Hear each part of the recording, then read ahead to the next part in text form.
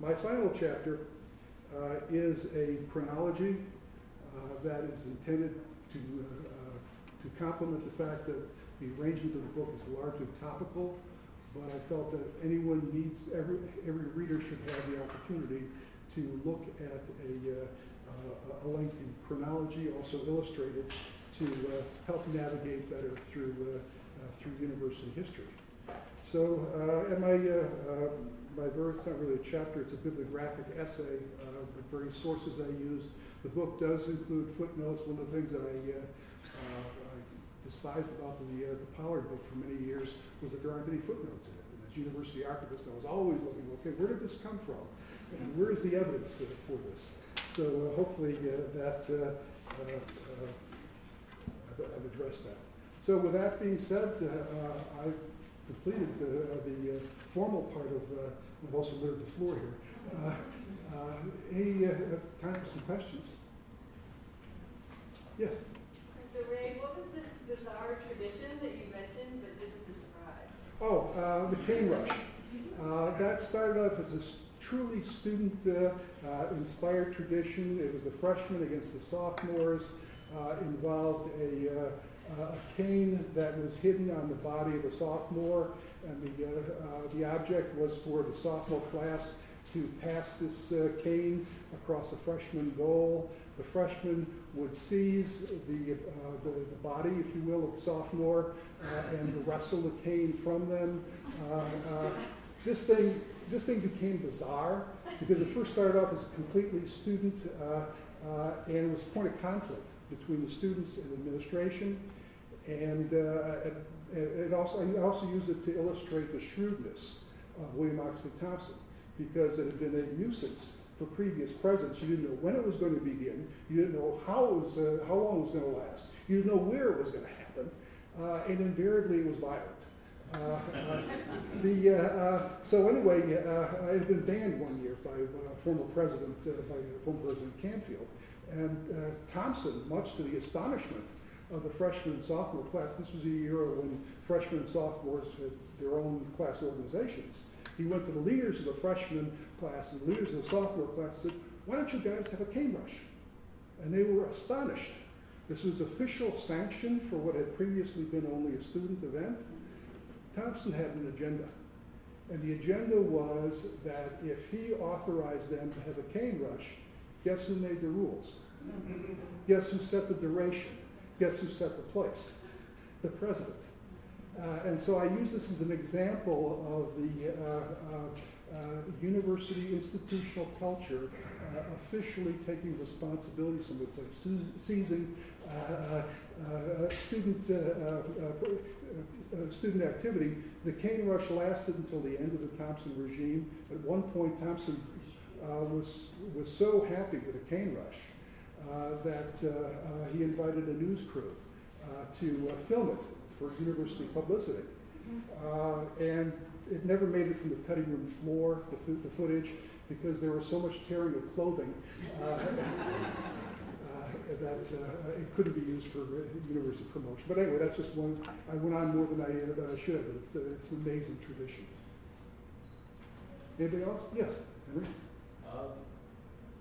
My ignorance about the Moral Act, that it's supposedly a land grant institution, that's the word that's associated with it, and yet you said that it specifically prohibited the funds being used to acquire land. Correct. Could you explain what the Moral Act was financing? Sure. The Moral Act was to finance institutions of higher education that had programs in agriculture, engineering, and military instruction. The Moral Act did not require that these be the only subjects taught. But in order to make most efficient use, keep in mind this was an endowment. Now there was another aspect of the Moral Act I should hasten to mention, that the endowment had to be kept intact. That's the principle of the endowment. So only revenue from the endowment could be used. And so it provided an operating fund for these institutions, but in order to come up with the large capital expenditures to buy land or build buildings that had to go elsewhere. The fact that the Morrill Act said that this was that the principle could not be diminished meant that if the states, in their administration of these funds, diminish the principle, how many of you have lost money in investments?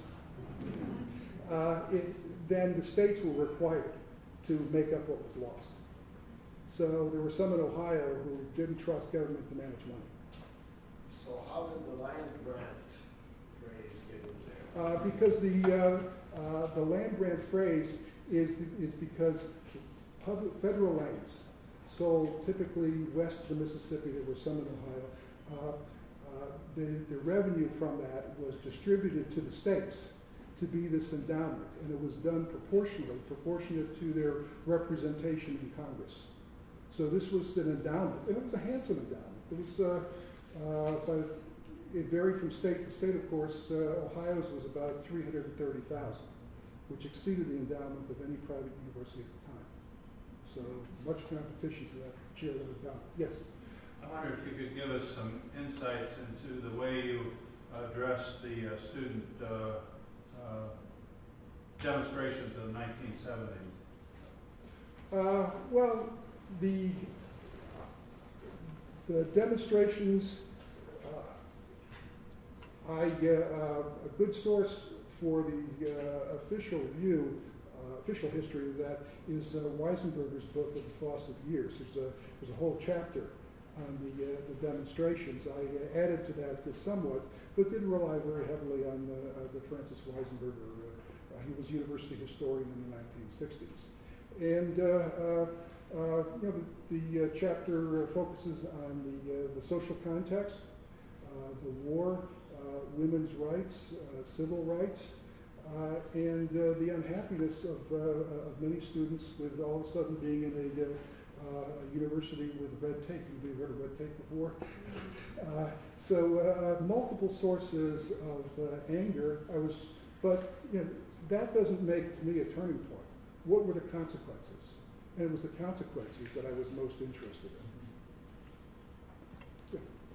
I was really interested in the first chapter. I wasn't aware of how virulent the conflict between agricultural interests and liberal arts interests were at that time. And even though in 1887 agriculture seemed to have lost out, 25 years later, even Joseph Kennedy was saying millions for manure, not 1 cent for literature.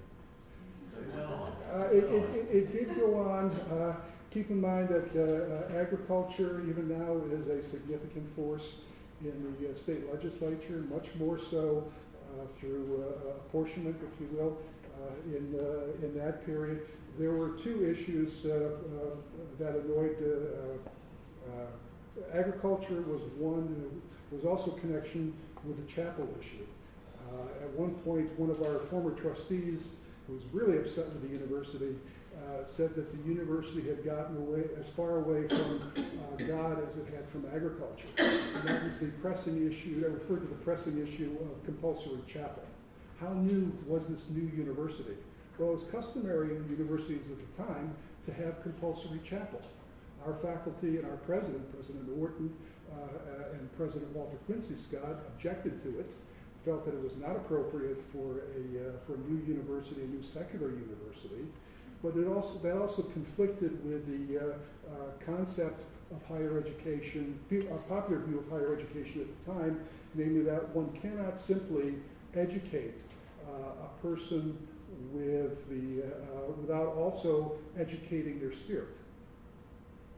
It was called Scottish moral philosophy, and the chapel fit right in. And the person who resolved the chapel, it's a very nasty issue. The person who solved the chapel his very first year, William Oxley Thompson. One of the things that I hope comes out of this book is enormous respect for the skills of William Oxley Thompson, for whom this library is named. Yes, Lisa. Ray, through your many years of being university archivist, we all know that you're very well versed in the history of the university. But doing the research for this book, what were some of the most interesting or surprising things that you unearthed through that research? Or some things maybe that you didn't know before that this helped you uncover? things, the broad scope I was certainly familiar with. I didn't realize that, for example, the University Hall, which we have as a replica, that the bricks that were used to build the replica of University Hall were made by the same company that was responsible for the making the first bricks. So hopefully those bricks will last even longer. Yeah, because University Hall was a health hazard when it was torn down in the 1960s. So that's just one example, and numerous other small details. Certainly, I was familiar with the broader picture. More often, it was not a case of including details, but deciding which to exclude, because it did not want this to be an encyclopedia. It didn't want it to be a reference work. We had that already, but rather a work that is readable and provides an orientation to the history of the university. So hopefully I've accomplished that. Anybody else? Well, thank you very much.